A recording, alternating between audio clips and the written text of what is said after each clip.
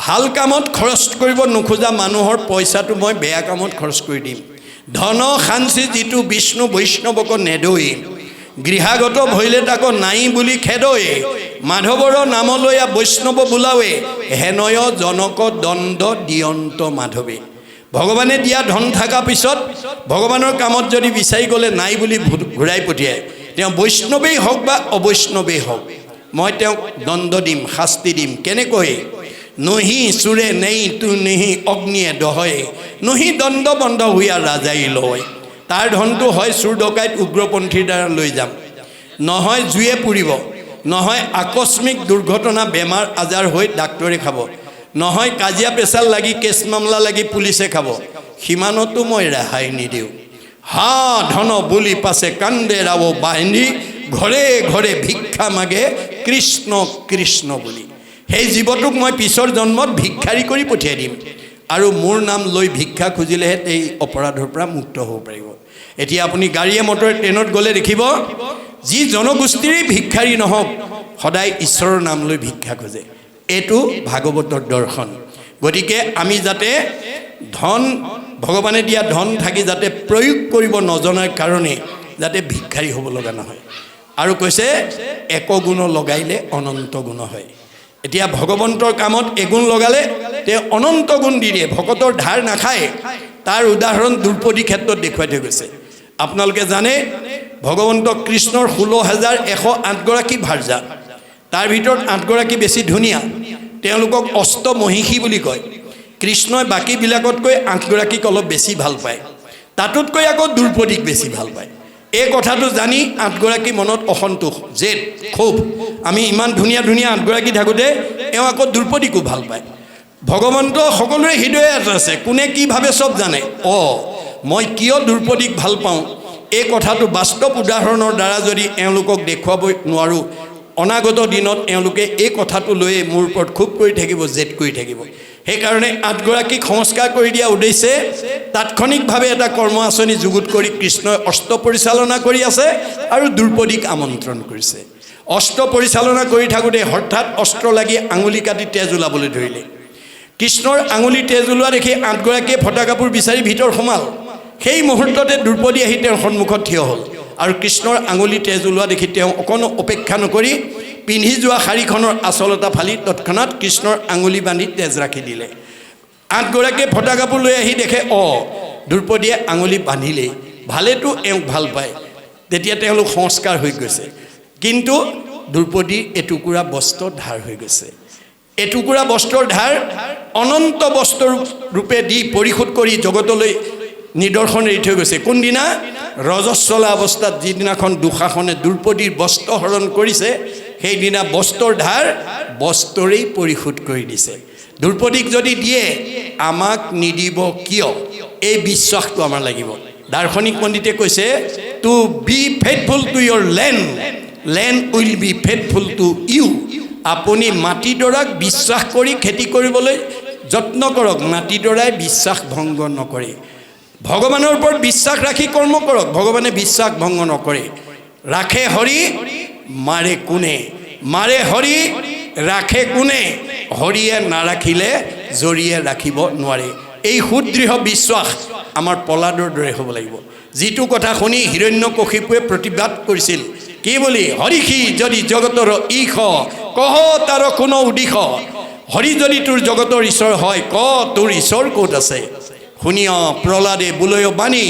ব্যাপকত বিভু প্ৰভু চক্ৰপাণী মোৰ ভগৱন্ত সমস্ত জগততে ব্যাপ্তমান হৈ আছে সমস্ত জগতে আচন্ত স্বামী স্ফটিকৰ স্তম্ভে দেখোঁ আমি পকা খুঁটাটোলৈকে আঙুলিয়াই দিলে মই এই পকা খুঁটাতে মোৰ ভগৱানক দেখিছোঁ যিটো প্ৰহ্লাদৰ কাৰণে সম্ভৱ হিৰণ্যকশিপুৰ কাৰণে সম্ভৱ পকা খুঁটাটোৰ ভগৱান আছে পকা খুঁটাত আছে মাৰি দিলে গদা ওলাই গ'ল কেনেকৈ বেদত কৈছে যত্ৰ অপায় অস্তি তত্ৰ উপায়ম অপি অস্তি য'ত অপায় থাকে ভগৱন্তই ভকতক ৰক্ষা কৰিবৰ কাৰণে তাতেই উপায়ৰ ব্যৱস্থা কৰে অপায়টো কি আছিল হিৰণ্যকশিপুৱে পুত্ৰ ভাতৃবধি প্ৰতিশোধ বৰাৰূপী ভগৱন্তৰ ওপৰত ল'বৰ কাৰণে আকাশ চাই ঊৰ্ধ্ববাহু হৈ থাকিলা ভূমিক অংগুষ্টে চুই জটাৰ দীপিতি দেশন্তই ত্ৰাস প্ৰলয়ৰ সূৰ্যৰ যেন প্ৰকাশ ব্ৰহ্মাক চিন্তিয়া আশা মনত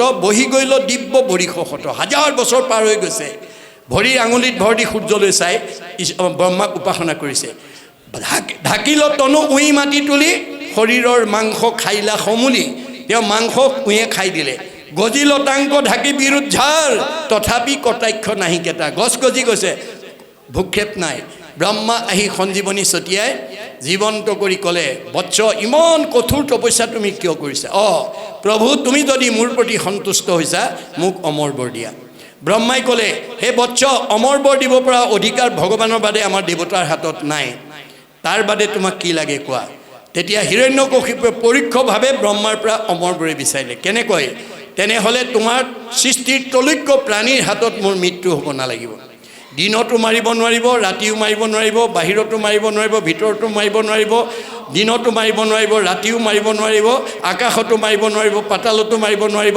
অস্ত্ৰৰেও মাৰিব নোৱাৰিব শস্ত্ৰৰেও মাৰিব নোৱাৰিব সেইটোকে দিয়া ব্ৰহ্মা হোলা ভাই মোলা তথাচু দি দিলে হিৰণ্যকশিপুৱে প্ৰকাৰন্তে অমৰ বৰ লৈ ল'লে তলৈক্য স্বৰ্গমধ্য পাতালৰ প্ৰাণী ভগৱানৰ ব্ৰহ্মাৰ সৃষ্টিৰ প্ৰাণীৰ হাতত যদি মৃত্যু নহয় কোনে মাৰিব তাতেই ভগৱানে প্ৰহ্লাদক ৰাখিবৰ কাৰণে উপায় ব্যৱস্থা কৰিলে কি কৰিলে আধা মানুহ আধা সিংহ হৈ তাৰ পৰাই ওলাই গ'ল তেনেকুৱা জীৱ ব্ৰহ্মাই আগতে সৃষ্টি কৰা নাই দিনতো মৰা নাই ৰাতিও মৰা নাই সন্ধ্যা সময়ত মাৰিছে বাহিৰতো মৰা নাই ভিতৰতো মৰা নাই পানী পুটাত মাৰিছে আকাশতো মৰা নাই পাতালতো মৰা নাই কৰঙনৰ ওপৰত মাৰিছে দিনতো মৰা নাই সন্ধ্যা মানে ৰাতিও মৰা নাই সন্ধ্যা সময়ত মাৰিছে অস্ত্ৰই মৰা নাই শস্ত্ৰই মৰা নাই নখেৰে বিদাৰি মাৰিছে এয়া হৈছে নামৰ মহিমা মনত ৰাখিব কথাটো প্ৰহ্লাদক যেনেকৈ ৰক্ষা কৰিছে আমাকো ৰক্ষা কৰিব খালি আমাৰ সুদৃঢ় বিশ্বাস লাগিব সেই তথ্য আমাক দিছে তাৰপিছত কৈছে যত স্বৰ্গ সুখ যিটো মুখ্য সুখ মূল ভকতৰ সংগৰ অল্পৰো নুহিতুল সকলো সুখৰ ভিতৰত স্বৰ্গ সুখ শ্ৰেষ্ঠ তাতোতকৈ আকৌ বৈকুণ্ঠ সুখ শ্ৰেষ্ঠ বৈকুণ্ঠ সুখতকৈও আকৌ আজি ভকতৰ মাজত আমি ভক্তিৰ যিটো সুখ ৰস যিটো পান কৰিছোঁ এইটো সৰ্বশ্ৰেষ্ঠ এদিন এজন ভকতে এই কথাটো নাজানি ভগৱানক দাবী কৰিলে প্ৰভু মোৰ ভকতিত তুমি সন্তুষ্ট হৈছানে ভগৱন্তই ভাবিলে ইয়াৰ অহংকাৰ হ'ল হয় হয় মই তোমাৰ ভক্তিত সন্তুষ্ট হৈছোঁ তেনেহ'লে মুক্তি দিয়া নাই কিয় তোমাক মুক্তি লাগে নেকি যদি মোৰ ভক্তিত সন্তুষ্ট হৈছে মই মুক্তি দিব লাগে অৰ্থাৎ ভকতজনে ভাবিলে এনেকৈ দৌল বাগানত কালিলৈ শিৱসাগৰত পৰহিলে নাজিৰাত পৰহিলে ডিব্ৰুগড়ত নামঘৰে গৈ ভকতৰ লগত গৈ ভাগৱত শুনি থকাতকৈ মই যদি মুক্তি লৈ বৈকুণ্ঠত থাকিব পাৰোঁ সদায় ভগৱন্তৰ লগত শুনি থাকিব পাৰিম এই ভাৱটো আছিলে তেওঁ থাকি পেলাই তেওঁ ভগৱন্তক তেনেকৈ ক'লে ভগৱন্তই তেওঁৰ ভাৱটো সলনি কৰি দিবৰ কাৰণে তেওঁ ক'লে হ'ব তোমাক যদি মুক্তি লাগে মই অহা কালিলৈ ৰথ পঠিয়াই দিম তুমি মুক্তি লৈ গুচি যাবা পিছদিনা ৰথ পঠিয়াই দিলে ভকতজনক লৈ গৈ পেলাই বৈকুণ্ঠত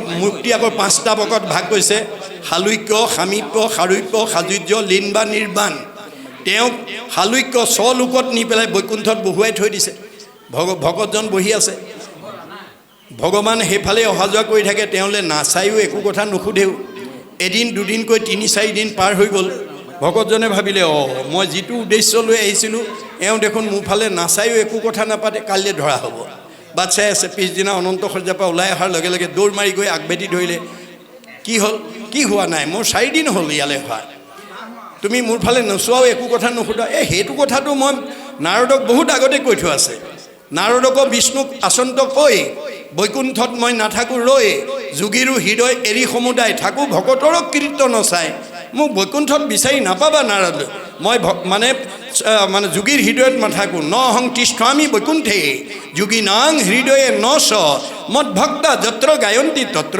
তিষ্ঠামি নাৰদ মোৰ ভকতে য'ত মোৰ গুণনাম লয় মই তাতেই থাকোঁ তেতিয়া ভকতজনে ক'লে তেনেহ'লে প্ৰভু মোক আকৌ আগৰ ঠাইলৈ পঠিয়াই দিয়া গতিকে ইয়াত এতিয়া সেই কথাটো কৈছে সকলো সুখতকৈ স্বৰ্গ সুখ শ্ৰেষ্ঠ স্বৰ্গ সুখতকৈ মুক্তি সুখতকৈও ভকতৰ লগত বহি কৰা কৃষ্ণৰ ভক্তিৰ যিটো ৰস সেইটো সৰ্বশ্ৰেষ্ঠ সেইটো বুজি পালে তাৰপিছত কৈছে আকাশে সঞ্চাৰে ৰবি ৰথ যেন বায়ু সূৰ্যৰ লগত হৰ জগতৰ আয়ু সূৰ্য উদয় আৰু অস্ত যোৱাৰ লগে লগে আমি দিনে দিনে এদিন আয়ুষ আমাৰ কমি গৈ আছে ভাগৱতৰ এই তত্ত্বটো নজনাৰ কাৰণে আমাৰ সমাজত এতিয়া বহুত মানুহে সদায় জীয়াই থাকিম বুলি ভাবে দেই, মনত ৰাখিব।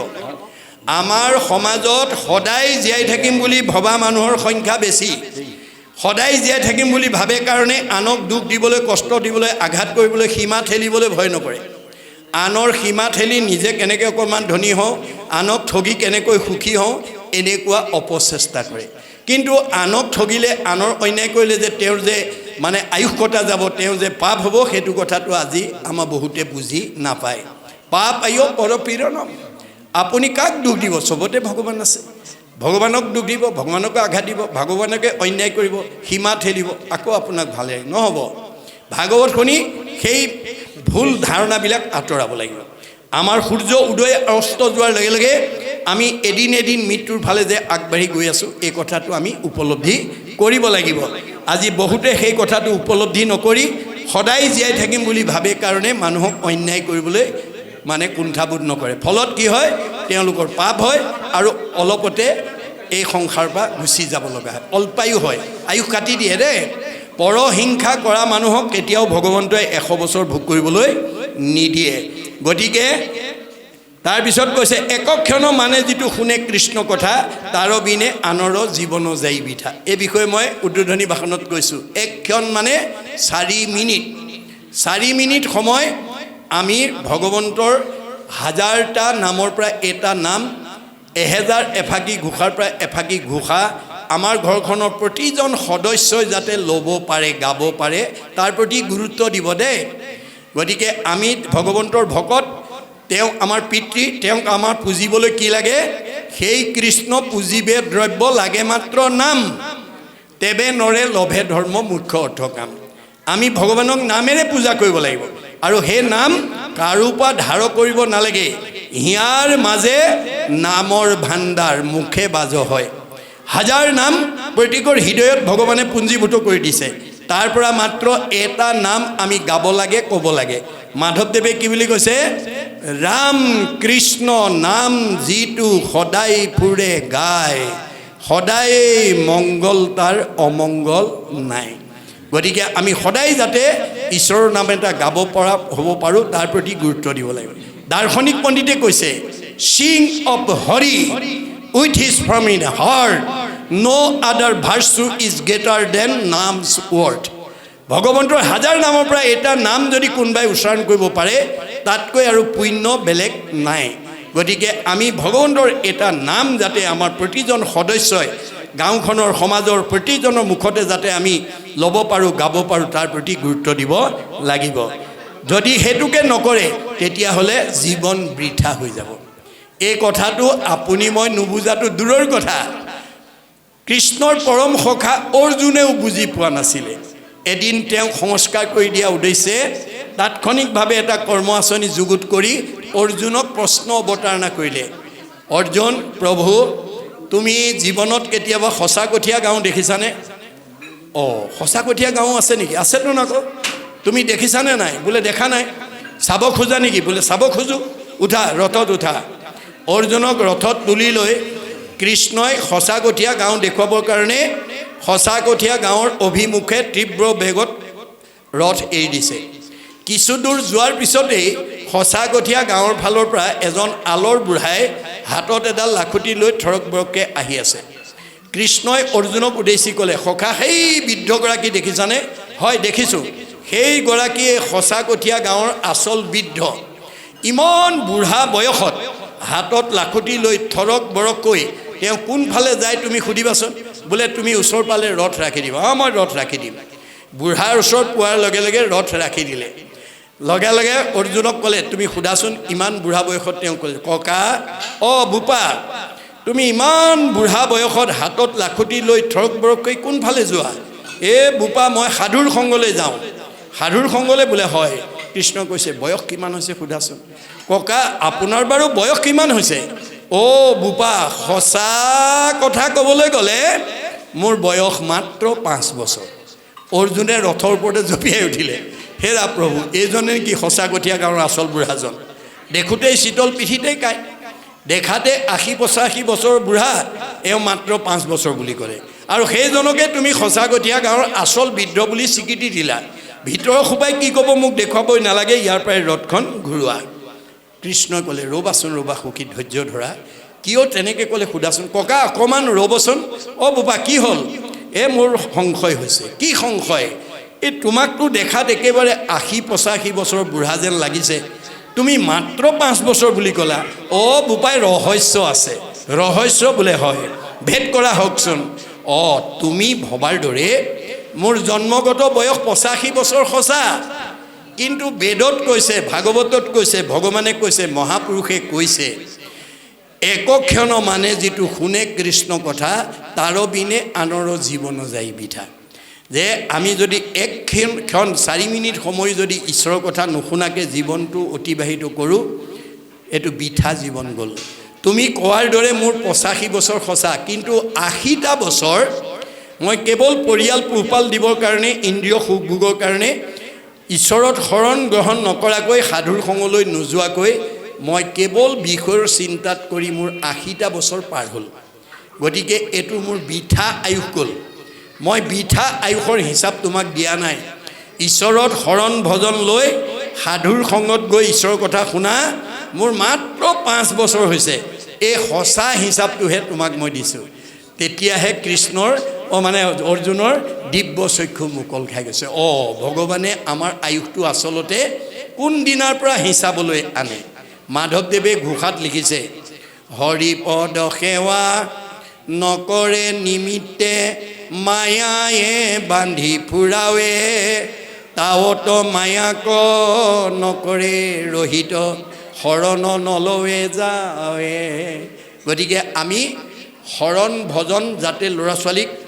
12 বছৰ বয়সত যাতে শৰণ দিব পাৰোঁ শৰণ অনগল হ'লে ভজন দিব পাৰোঁ তাৰ প্ৰতি আমি গুৰুত্ব দিব লাগিব কিন্তু আজি আমাৰ বহুত পিতৃ মাতৃ বা সমাজৰ লোকৰ মাজত এটা ভুল পৰম্পৰা অন্ধবিশ্বাস কুসংস্কাৰে এনেকুৱাকৈ গ্ৰাস কৰিছে যে আমি 12 বছৰীয়া ল'ৰাটোক শৰণ দিলে তেওঁ জানো ৰাখিব পাৰিব তেওঁ জানো পালিব পাৰিব নাই ইমান সোনকালে শৰণ দিব নালাগে এইটো হৈছে আমাৰ ভাৱে বেদৰ ভাৱ নহয় বেদে কি কৈছে হেন জানি শিশু হ'ব এৰা আন কৰ্ম ধৰিও কুমাৰকালে ভাগৱতৰ ধৰ্ম আমি সৰু কালৰ পৰাই ল'ৰা ছোৱালীক ভাগৱত ভক্তি ধৰ্মৰ শিক্ষা আমি দিব লাগিব এইটো আমাক শাস্ত্ৰই কৈছে শেষত কি বুলি ক'লে যে কৃষ্ণত অৰ্পিয়া আমি কৰোঁ কৰ্ম যত তাতো নানা বিঘ্নি আছে জানিলোঁ মনত এতিয়া 28,000 ঋষিয়ে কৈছে যে আমি ঈশ্বৰত অৰ্পণ কৰিয়ে কৰ্ম কৰিছোঁ কিন্তু ইয়াত বহুত বিঘিনি আছে বুলি জানিলোঁ কিয়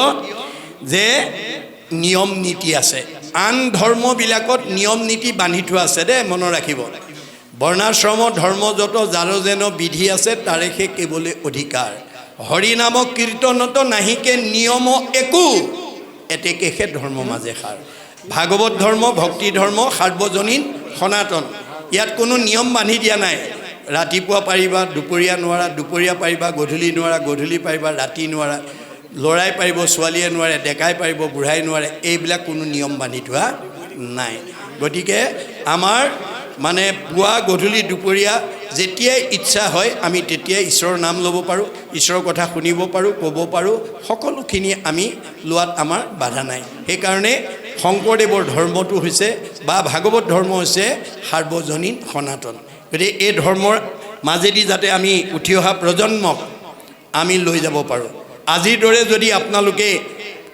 বিতংকৈ পুংখানুপুংখভাৱে ভাগৱতৰ যিবোৰ নীতি আদৰ্শ আমাক দিছে 8 প্ৰকাৰ সদাচাৰ ইয়াত লিখা আছে মনত ৰাখিব কায়ৰ সদাচাৰ প্ৰধানকৈ কায়ৰ সদাচাৰ বাক্যৰ সদাচাৰ মনৰ সদাচাৰ গমন সদাচাৰ শৌচ সদাচাৰ অন্ন সদাচাৰ স্নান সদাচাৰ শয়ন সদাচাৰ এই 8 প্ৰকাৰ সদাচাৰৰ নীতি নিয়ম যদি আমি শিকিব পাৰোঁ ল'ৰা ছোৱালীক শিকাব পাৰোঁ আপোনালোকৰ পৰিয়ালৰ কোনো ল'ৰা ছোৱালী 100 বছৰৰ আগত মৰিব নোৱাৰে কোনো ল'ৰা ছোৱালীৰ শৰীৰত ৰোগ ব্যাধি হ'ব নোৱাৰে ইমান নিয়ম আমাৰ ভাগৱতত দি থোৱা আছে কিন্তু আমি আজিৰ দৰে পৰিৱেশৰ মাজেদি পুংখানুপুংখভাৱে প্ৰতিটো কথা যাতে আমি ল'ৰা ছোৱালীক শিকাব পাৰোঁ আমাৰ ভাগৱত ব্যাখ্যা 5 প্ৰকাৰে কৰিবলৈ শিকিব লাগে দেই আপোনালোকক কৈ থৈছোঁ 5 প্ৰকাৰে ভাগৱতৰ ব্যাখ্যা কৰিব জানিব লাগিব পাঁচ প্ৰকাৰে কৰিব নাজানিলে ভাগৱতৰ ব্যাখ্যাই আপোনালোকক কেতিয়াবা ক'ত পেলাই দিব, ক'ত মানে সংঘাত আনি দিব,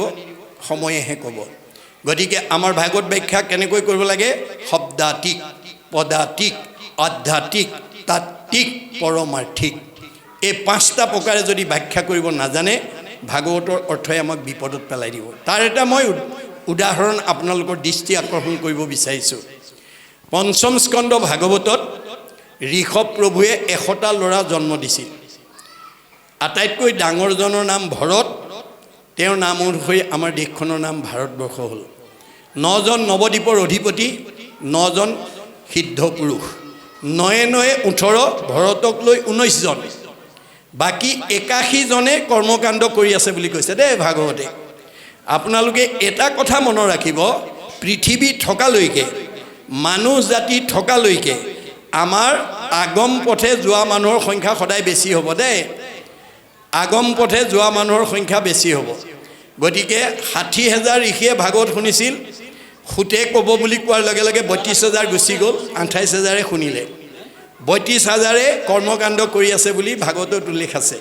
গতিকে ভগৱানে সদায় বাওঁহাতীয়া মানুহৰ সংখ্যা বেছি ৰাখিব। কিয়? বাওঁহতীয়া অৰ্থাৎ আগম পথৰ মানুহ যদি কমাই পেলাই নিগম পথৰ মানুহ সৰহ কৰি দিয়ে, তেতিয়া আগমৰ মানুহখিনি সোনকালে নিগমলৈ গুচি আহিব। তেতিয়া ভগৱন্তৰ বজাৰখন বন্ধ হৈ যাব। ভগৱন্তই জীৱক লৈহে বজাৰ কৰি আছে, আমাৰ জীৱবিলাকক লৈহে তেওঁ খেলা কৰি আছে, বিনোদ বিলাসানত কৰি আছে। গতিকে সেইকাৰণে আপোনালোকে কেতিয়াও পৰধৰ্মক সমালোচনা নকৰিব। নাই, মহাপুৰুষে কোনো ধৰ্মক নিন্দা কৰাৰ কাৰণে মানা কৰিছে। পৰৰ ধৰ্মক নিহিংসিবা কদাচিত, কৰিবা ভূতক দায়া সকলো নচিত, হৈব শান্ত চিত্ত সৰ্বধৰ্মত বৎসল, এই ভাগৱত ধৰ্ম জানা মহাবল। আপোনালোকৰ দোল বাগানৰ মানুহৰ লগত মোৰ কোনো তেজৰ সম্পৰ্ক নাই, কিন্তু আত্মাৰ সম্পৰ্ক আছে। আত্মা দৃষ্টিত আমি সকলো ঈশ্বৰৰ সন্তান।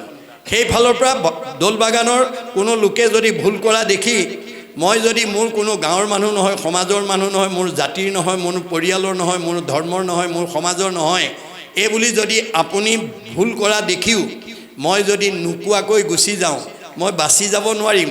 মই আপুনি কৰা ভুলৰ শ্বেয়াৰ হোল্ডাৰ হ'ব লাগিব, অংশীদাৰ হ'ব লাগিব। নাই, তাকো সম্ভাষণ যিজনে কৰে আজন্মৰ পুণ্য তেখনে হৰে। আপোনাক নোকোৱা মানে মই সমৰ্থন কৰা হ'ল, সমৰ্থন কৰি যোৱা মানে মোৰ আৰ্জিত পুণ্য নষ্ট হৈ যাব। গতিকে মই আপোনাক আঙুলিয়াই থৈ যাম, মানিলে তৰিব, নামানিলে মৰিব। ভগৱানে মোক ভাল পাব, কাৰণ মই আত্মা দৃষ্টিত সঁচা কথাটো কৈ গৈছোঁ। কাৰণ এইটো আপুনি মই দূৰৰ কথা।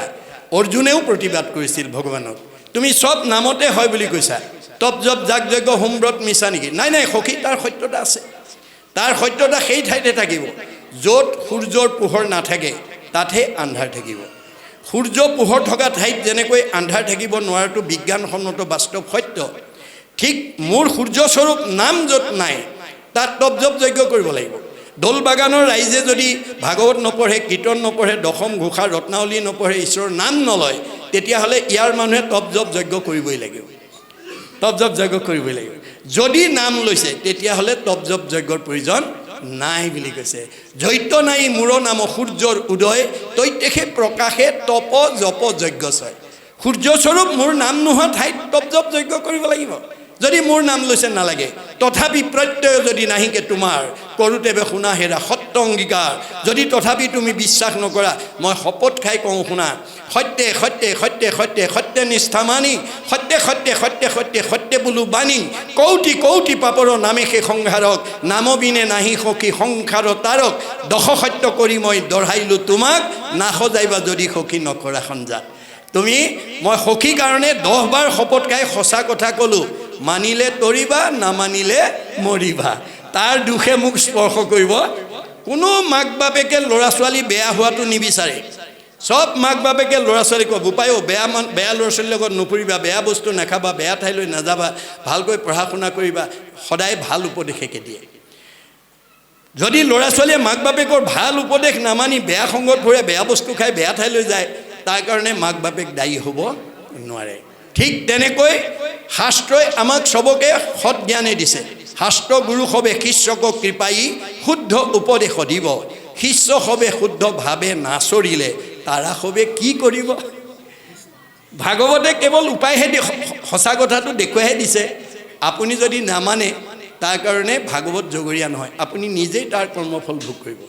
না ভুক্তং ক্ষয়তে কৰ্ম কল্প কৌটি সৰ্দয়পি অবৈষমেব ভুক্তৈবম কীট কৰ্ম শুভাশুভম। কৰ্মৰ দুটা ভাগ, এটা ভাল আৰু এটা বেয়া। এখেতৰে মোৰে সীমা একেটাই। এখেতে কুঁহিয়াৰ ৰুইছে, মই তিতা কেৰেলা ৰুইছোঁ।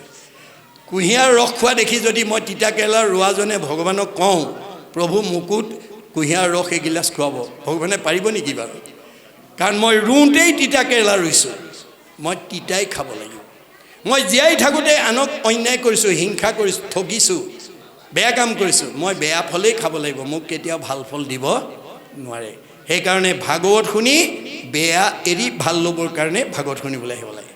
ভাগৱতে মাত্ৰ দুটা পদ দেখিছে, এটা বেয়া এটা ভাল, এটা দিন এটা ৰাতি, এটা পোহৰ এটা আন্ধাৰ, এটা বাওঁ এটা সোঁ, এটা আগম এটা নিগম, এটা প্ৰবৃত্তি এটা নিবৃত্তি, এটা সকাম এটা নিষ্কাম। গতিকে কোনটো ল'ব লাগিব? আপুনি মইনো কোন? ব্যাসৰ দৰে বিদগ্ধ পণ্ডিত, যিজনক ভগৱানে বেদজ্ঞ শাস্ত্ৰজ্ঞ টীকালজ্ঞ কৰি পৃথিৱীত জন্ম দিছিল, তেওঁ প্ৰয়োগ কৰিব নজনাৰ কাৰণে জীৱন্ততে মানে অসুস্থতাত ভুগিব লগা হ'ল। কেনেকৈ? অলপ পিছতে পাব।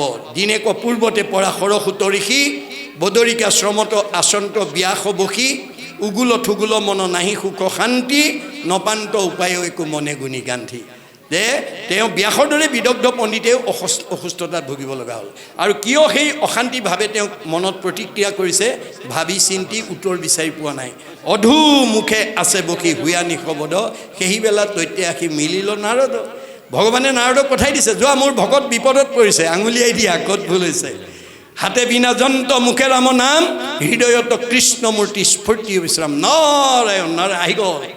দেখাৰ লগে লগে সচকিত গ'ল। আহা হা দেৱঋষি পাদ্য অৰ্ঘ্য আচমনি লৈ আসনত বহুৱাই উদ্দেশ্য ব্যাখ্যা কৰিছে। পাদ্য অৰ্ঘ্য দুটা শব্দ প্ৰয়োগ কৰিছে। পাদ্য মানে ভৰি ধোৱা পানী, অৰ্ঘ্য মানে মুখ ধোৱা পানী।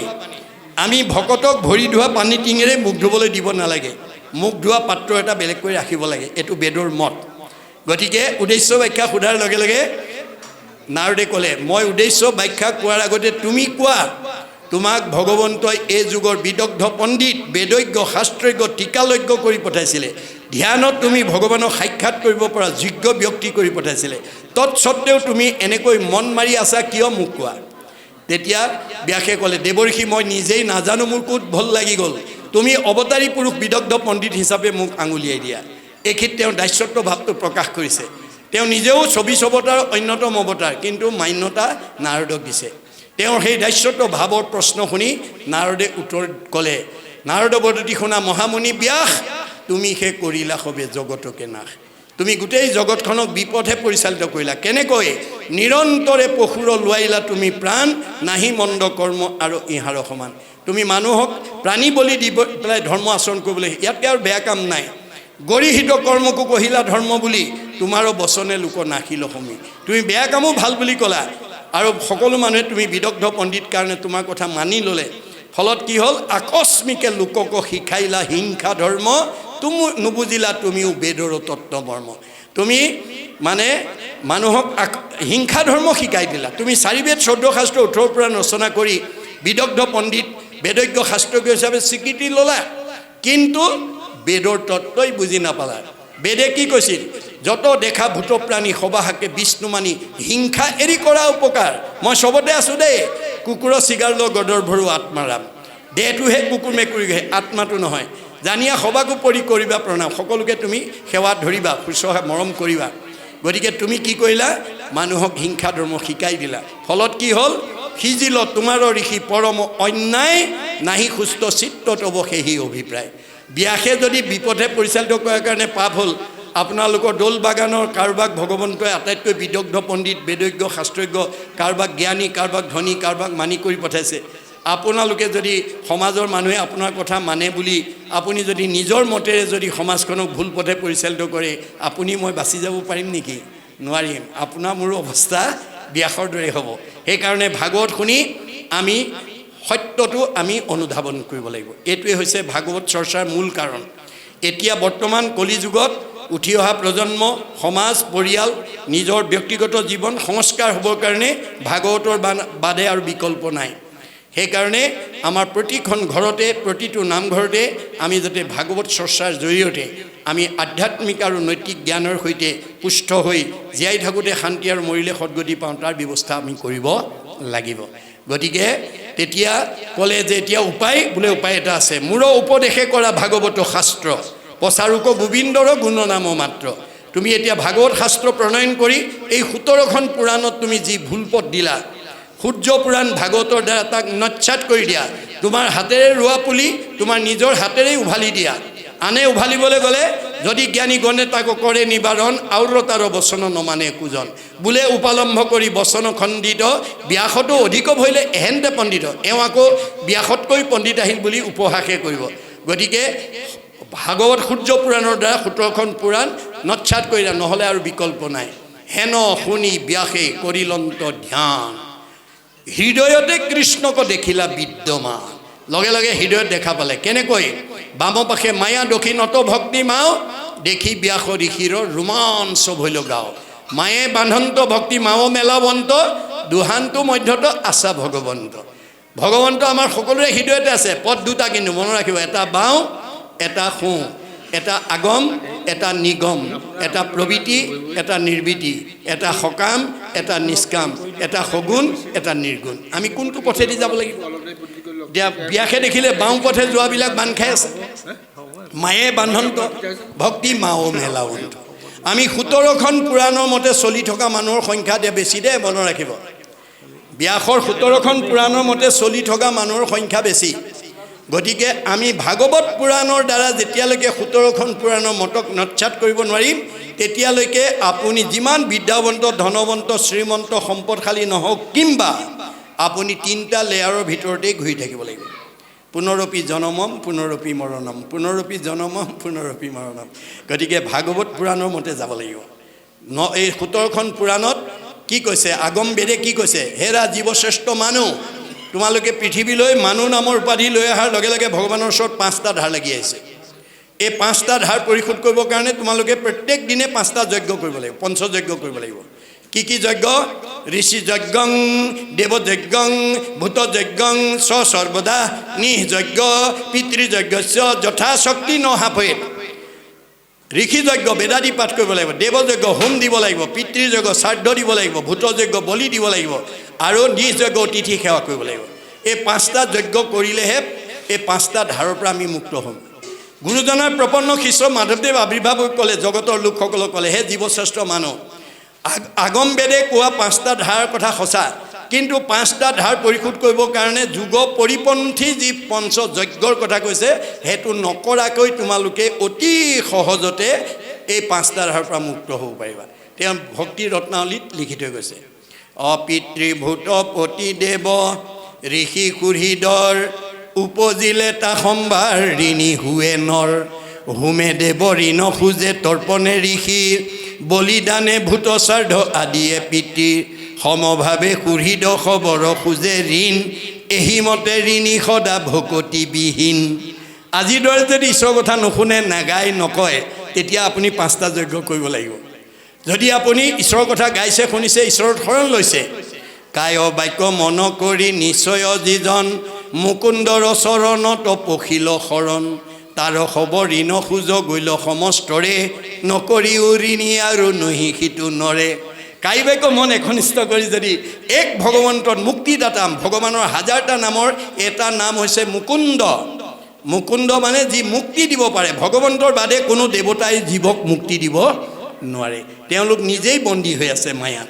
গতিকে মুকুন্দৰ চৰণত যাতে আশ্ৰয় লৈ আমি যাতে গতি পাব পাৰোঁ, আমাৰ গাঁওখন, আমাৰ সমাজখন, আমাৰ পৰিয়ালটো আমি নিজেও যাতে উদ্ধাৰ হ'ব পাৰোঁ, তাৰ কাৰণে আপোনালোকে এই ধৰণৰ পৰিৱেশ সৃষ্টি কৰিব দেই। সকলো ঘৰতে ভাগৱত পঢ়িব পাৰে। আপোনালোকে জন্মদিন, ল'ৰা ছোৱালীৰ জন্মদিন পশ্চিমীয়া সংস্কৃতি এৰি গুৰুজনাৰ সংস্কৃতিৰে পাতিব লাগে। শংকৰদেৱে জন্মতিথি পাতিব কৈছে, মৃত্যু তিথিহে পাতিব হাক দিছে। কিয়? জীৱৰ মৃত্যুৱেই নাই, জীৱৰ মৃত্যুৱেই নাই। গতিকে জীৱৰ সংস্কাৰহে আছে, গতি আছে। গতিকে জন্মদিন পাতক, আৰু সেইটো একাধ্যাপ ভাগৱত পাঠ কৰি ভকতক মাতি পাঠ কৰক। আমাৰ এতিয়া পশ্চিমীয়া সংস্কৃতিত কি কৰে, কেক এটা বনায়, তাতে তাৰ ল'ৰাটো বা ছোৱালীজনীৰ নামটো লিখে, তাৰপিছত আকৌ ধূপ এডাল মানে মম এডাল জ্বলায় আৰু নামটো লিখা নামটো আকৌ কটাৰীয়ে কাটি তাকে খাবলৈ দিয়ে, আকৌ মমডাল ফু মাৰি নুমাই দিয়ে। আমি মৰা মানুহৰ শ্ৰদ্ধাঞ্জলি জনাবলৈও ধূপ চাকি জ্বলাই লয়, আমাৰ জীয়া মানুহৰ ল'ৰা ছোৱালীটোৰ জন্মদিনত আকৌ ফু মাৰি জুমাডাল নুমাই লয়। এইটো অপসংস্কৃতি দেই। এইটো এৰি আপোনালোকে ভাগৱত সংস্কৃতি একাধ্যায় ভাগৱত পঢ়ক। ভকতৰ পদধূলি পৰাৰ লগে লগে ঘৰখন পবিত্ৰ হৈ যাব আৰু ভকতৰ আশীৰ্বাদ দিয়াৰ লগে লগে ল'ৰাটোৰ কল্যাণ হ'ব। এতিয়া কলি যুগত কাৰো ঘৰত আহি স্বয়ং বৈকুণ্ঠপতি কৃষ্ণই ল'ৰাটো পঢ়া শুনাত ভাল হওক, আয়ুষ্মান ভৱ, ঘৰখন মংগল হওক বুলি নকয়। কোনে ক'ব? হৰিৰ মূৰ্তিক হৰি ভক্তক দেখিবা, শক্তি অনুৰূপে তাৰ প্ৰীতি আচৰিবা, সমস্ত ভূততে আছে ভগৱান, সেহি ভাবি সবাকো কৰিবা বহুমান। সকলোতে ঈশ্বৰ আছে, কিন্তু মূৰ্তিমন্ত হৈ ভকতত আছে। গতিকে ভকত বৈষ্ণৱক মাতি আনি আপুনি এটা আশীৰ্বাদ ল'ব। মাক বাপেকেহে জানিব ল'ৰা ছোৱালীক স্কুললৈ পঠিওৱা ল'ৰা ছোৱালীক এটা কোন বিষয়ত দুৰ্বলতা আছে, অংকত দুৰ্বলতা নে, ইংৰাজীত দুৰ্বলতা নে, সমাজ অধ্যয়নত দুৰ্বলতা নে, বিজ্ঞানত দুৰ্বলতা, মাক বাপেকেহে জানিব। গতিকে ভাগৱতে কৈছে তুমি কোনোবা ল'ৰা এটা কোনোবা এটা বিষয়ত দুৰ্বলতা বুলি জানিলেই নহ'ব, তাক সবলতালৈ নিয়াৰ ব্যৱস্থাটো ভাগৱতৰ মতে কৰিব লাগিব। কেনেকৈ? আপোনাৰ ঘৰলৈ অহা আলহী অতিথি ভকত বৈষ্ণৱৰ ওচৰত ল'ৰাটো বা ছোৱালীজনী সেৱা এটা কৰে, আশীৰ্বাদ ল'ব আৰু ক'ব, প্ৰভু কৃপা কৰি ল'ৰাটোক আশীৰ্বাদ এটা দিয়ক, অংকত বৰ দুৰ্বলতা, ছোৱালীজনী ইংৰাজীত বৰ দুৰ্বলতা। 10জনে যদি মূৰত হাত দি ঈশ্বৰে কৃপা কৰিব ভালকৈ পঢ়িবা বুলি কয়, সজনৰ আশীৰ্বাদে মিলে কৃষ্ণৰ প্ৰসাদ, দৈৱবশে যদি সাধুৰ সংগ পায়, নিশ্চয় জানা তাহাৰ স্বভাৱদূৰা হয়। ভকতৰ আশীৰ্বাদত আপোনাৰ ল'ৰা ছোৱালী পৰিৱৰ্তন হৈ যাব। এয়া হৈছে ভাগৱতৰ মত। এই আদৰ্শৰে যাতে আমি ঘৰখন সমাজখন আগুৱাই নিব পাৰোঁ, তাৰ প্ৰতি আপোনালোকে গুৰুত্ব দিব লাগিব। আৰু আমাৰ ঘৰখন পবিত্ৰ কৰা একমাত্ৰ উপায় হ'ল ভকতৰ পদধূলি। আমাৰ চতুৰ্থ স্কন্ধ ভাগৱতত পৃথু প্ৰভুৱে অৱতাৰ হৈ কৈছে, যাহাৰ গৃহত নহি উপগত একান্ত হৰি ভকত, তাৰ গৃহচয় সৰ্পৰ আলয় জানা মহন্তৰ ইটো মত। যিখন ঘৰত ভকতৰ পদধূলি নপৰে সেইখন সাপৰ গাত, তাত ক্ৰোধ ঈৰ্ষা হিংসা কুৰ্চুত কপট মানে খং ৰাগ ঈৰ্ষা এইবিলাক বেছি হৈ থাকে। গতিকে ভকতৰ পদধূলি পৰাৰ লগে লগে পবিত্ৰ হৈ যায়, হয় নাই? গতিকে আমাৰ ভকতৰ পদধূলিয়ে ঘৰটো দূৰৰ কথা, মানে তীৰ্থকো পবিত্ৰ কৰে। পবিত্ৰ কৰিব লাগি মহাতীৰ্থ জল, তীৰ্থে তীৰ্থে ফুৰে তজু ভকতসকল। তীৰ্থবিলাকক পাপীবিলাকে চুই অপবিত্ৰ কৰে, তেতিয়া ভগৱন্তক তীৰ্থবিলাকে প্ৰাৰ্থনা কৰে, মহাপাপীবিলাকে চুই আমাক অপবিত্ৰ কৰিলে তুমি কৃপা কৰি আমাক উদ্ধাৰ কৰা, পবিত্ৰ কৰিব লাগি মহাতীৰ্থ জল, তীৰ্থে তীৰ্থে ফুৰে তজু ভকতসকল। গতিকে ভকতে তীৰ্থক পবিত্ৰ নকৰে, ভকতেহে তীৰ্থক পবিত্ৰ কৰে। সেইকাৰণে শংকৰদেৱ একাধিকবাৰ তীৰ্থ কৰিবলৈ গৈছিল, নিজে পবিত্ৰ হ'বৰ কাৰণে নহয়, তীৰ্থক পবিত্ৰ কৰাৰ কাৰণে। একাদশ স্কন্ধ ভাগৱতত এই বিদুৰক উদ্দেশ্যিত যুধিষ্ঠিৰে এই কথাটো কৈছিল।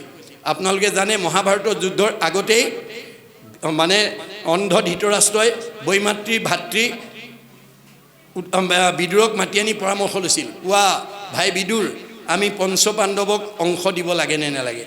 তেতিয়া মহাভক্ত বিদুৰে কৈছিল, দাদা পঞ্চপাণ্ডৱ আমাৰ ভতিজাৰ সম্পত্তি আত্মসাৎ কৰিব নাপায়, তেওঁলোকৰ প্ৰাপ্যটো দিব লাগে।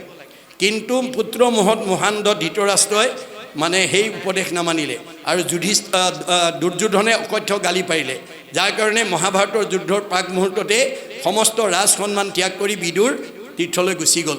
গতিকে প্ৰায় 14 বছৰ কাল তীৰ্থ পৰ্যটন কৰি ঘূৰি আহি যেতিয়া মানে হস্তিনাপুৰত উপস্থিত হৈছে, তেতিয়া যুধিষ্ঠিৰকে প্ৰমুখ্য কৰি কুন্তি আয়ে আদৰণি জনাবলৈ গৈ যুধিষ্ঠিৰে খুৰাকক সাৱটি ধৰি কান্দি কান্দি কৈছে, খুৰা তুমি অতদিন ক'ত তীৰ্থ কৰিলা, ক'ত খালা, ক'ত শুলা? কোনো ক্ষেত্ৰ তীৰ্থভূমি এটকালে ফুৰা ভূমি, কেনমতে মিলিল আহাৰ, জানিলোঁ তোমাকো পাই তীৰ্থেহে পবিত্ৰ ভৈলা, তীৰ্থৰেহে সাধা উপকাৰ। আচলতে তুমি গৈ তীৰ্থক পবিত্ৰ হোৱা নাই, তুমিহে তীৰ্থক পবিত্ৰ কৰিলা। কাৰণ পাতকীৰ সংস্পৰ্শত গংগা আদি তীৰ্থযত, পাপে হুৱে পৰম মলিন, হৰিক হৃদয়ে লৈ ভকতে পৰশে গৈ তেবে হুৱে পাতকৰহীন। গতিকে পাপীবিলাকে গৈ গংগা গয়া গাখীৰত গা ধোৱাৰ লগে লগে সেইবিলাক অপবিত্ৰ হৈ যায়। গতিকে অপবিত্ৰ তীৰ্থবিলাকক গৈ ভকতে পবিত্ৰ কৰে, এই তথ্য আমাক দিছে। সেইকাৰণে আজিৰ দৰে তীৰ্থলৈ আমাৰ ল'ৰা ছোৱালীক আনিব লাগে দেই। উদ্ধৱক যাবৰ সময়ত কৈছে তুমি চিন্তা নকৰিবা তোমাৰ কাৰণে মই জীৱনশৈলীৰ সকলো ব্যৱস্থা কৰি থৈ আহিছোঁ পুণ্যভূমি প্ৰতিষ্ঠা কৰি থৈ আহিছোঁ তীৰ্থস্থান প্ৰতিষ্ঠা কৰি থৈ আহিছোঁ সত্ৰ প্ৰতিষ্ঠা কৰি থৈ আহিছোঁ বৈকুণ্ঠ প্ৰতিষ্ঠা কৰি থৈ আহিছোঁ প্ৰয়াণৰ পিছত মই তোমাৰ মাজতে থাকিম নিশ্চয় কৰি কহোঁ শুনা সাৱধানে তুমি ভকত যি স্থানে থাকে সেই পুণ্যভূমি আজি আমি এই মধুবন ক্ষেত্ৰত আছোঁ বুলি যদিও ভাবিছোঁ আচলতে আমি আজি পুণ্যভূমিত আছোঁ ভকত য'ত থাকে সেইখন পুণ্যভূমি আৰু ভকতে য'ত ঈশ্বৰৰ কথা শ্ৰৱণ কীৰ্তন কৰে শ্ৰৱণ কীৰ্তন মোৰ কৰে যত্ৰ যত্ৰ দ্বিতীয় বৈকুণ্ঠ সিটো তাকে বোলে সত্ৰ এয়া আজি আমি দ্বিতীয় বৈকুণ্ঠ আৰু সত্ৰত আছোঁ গতিকে প্ৰয়াণৰ পিছতো মই তোমাৰ মাজত থাকিম ক'ত থাকিম তিৰুদ্ধায় প্ৰবিষ্টু অয়ম শ্ৰীমদ ভাগৱত নৰ্বম তে নয় বাংময় মূৰ্তি প্ৰত্যক্ষ বৰ্ততে হৰৈ শৱনাথ সেৱনাথ দৰ্শনাথ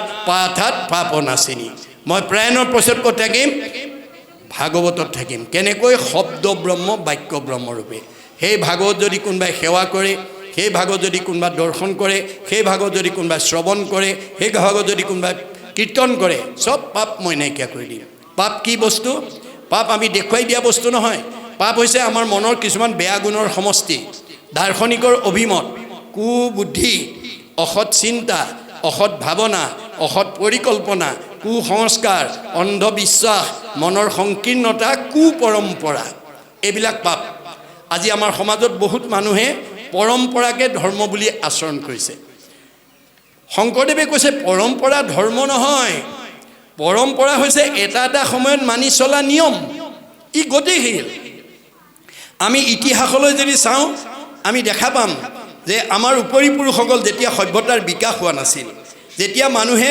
ঘৰ বনাব নাজানিছিল তেতিয়া আমাৰ উপৰি পুৰুষসকল পৰ্বতৰ গুহাত বাস কৰিছিল যেতিয়া কাপোৰ বব নাজানিছিল তেতিয়া আমাৰ উপৰি পুৰুষসকলে গছৰ বাকলি পিন্ধিছিল যেতিয়া জুইৰ ব্যৱহাৰ নাজানিছিল তেতিয়া আমাৰ উপৰি পুৰুষসকলে কেঁচা মঙহ খাইছিল যেতিয়া পানী ফিল্টাৰ নাছিল তেতিয়া পুখুৰী নদীৰ পানী খাইছিল আজি খাব নেকি বাৰু নাখায় কাৰণ সভ্যতা বিকাশশীল সময় গতিশীল যুগ গতিশীল জীৱন গতিশীল সুখ দুখ গতিশীল জগত গতিশীল ধৰ্ম গতিশীল পৰম্পৰাও গতিশীল গতিকে আমি মানে যুগ ধৰ্ম আচৰণ কৰিব লাগিব যুগ পৰম্পৰা আমি আচৰণ কৰিব লাগিব শংকৰদেৱে কৈছে সব পৰম্পৰা এৰিবও নালাগে সব পৰম্পৰা ধৰি থাকিবও নালাগে যিবিলাক পৰম্পৰাত বাস্তৱতা আছে যিবিলাক পৰম্পৰাত শাস্ত্ৰসন্মত দিশ আছে যিবিলাক পৰম্পৰাত দৰ্শন আছে আৰু যিবিলাক পৰম্পৰাত বিজ্ঞান আছে এইটো শাশ্বত পৰম্পৰা ই পৃথিৱী থকালৈকে মানুহ জাতি থকালৈকে আমি সেই পৰম্পৰা মানি চলিব লাগিব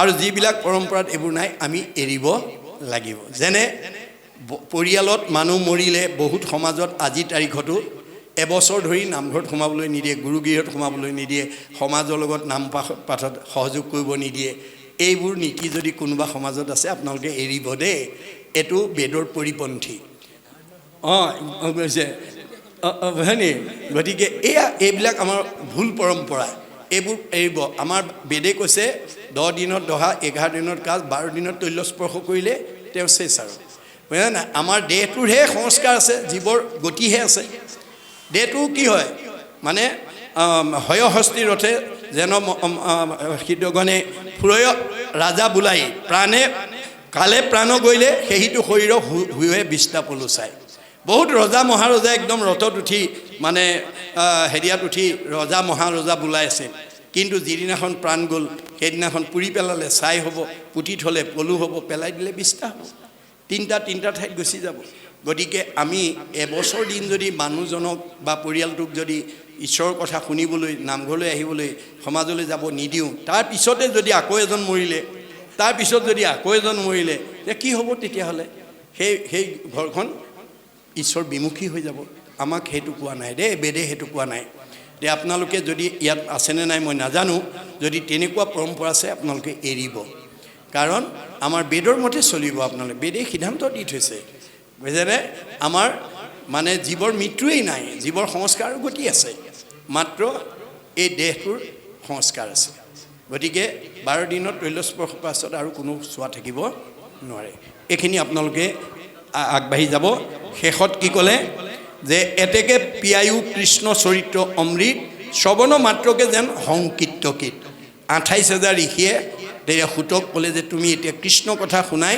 আমাক কৃতকৃত কৰা জাগ যুগ যজ্ঞ কৰি দুখ পাইলোঁ মাত্ৰ আবে কহিউক মহাভাগৱতৰ শাস্ত্ৰ 28,000 ঋষিয়ে কলি যুগত যজ্ঞ কৰি বিফল হৈছোঁ বুলি কৈছে আপুনি মই সফল হ'ব পাৰিম নেকি নোৱাৰোঁ সেই কথাটো আমি উপলব্ধি কৰিব লাগিব দেই উপলব্ধিয়ে সংস্কাৰ কৰে পাপ কৰি অনুতাপ উপজিল যাৰ অনুতাপে প্ৰায়শ্চিত্ত জানিবা হাতা আপুনি এটা ভুল কৰি যদি এইটো হয় দেই মোৰ ভুল হৈছিলে আজি ভাগৱতেহে আচল কথাটো পালোঁ এই বুলি যদি উপলব্ধি কৰে সংস্কাৰ হৈ যাব গতিকে আমি এই আদৰ্শৰে যাতে আমাৰ সমাজখন উঠি অহা প্ৰজন্মক আগুৱাই নিব পাৰোঁ তাৰ কাৰণে মই সকলোৰে প্ৰতি আহ্বান জনালোঁ